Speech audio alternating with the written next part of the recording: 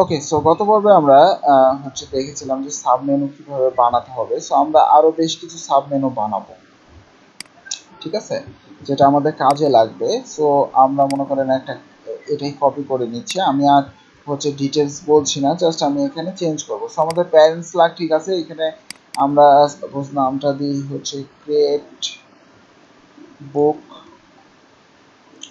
তারপরে নামটা সেম,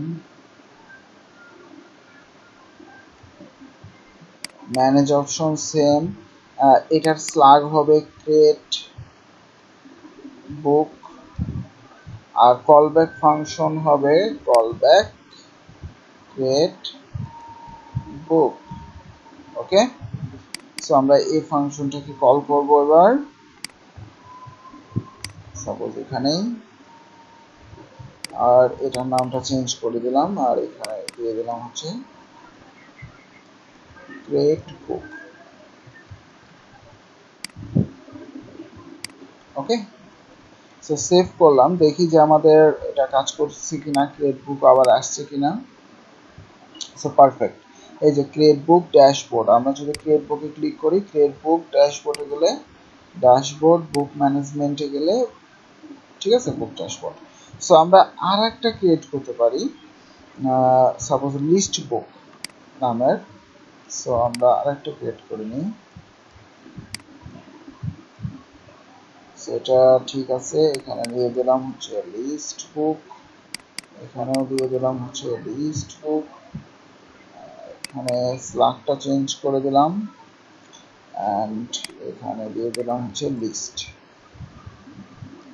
ওকে, so save করলাম এবং আমরা আরেকটা এটার জন্য কলব্যাক ফাংশন বানাবো, সাপোজ এখানে দিয়ে দিলাম লিস্ট,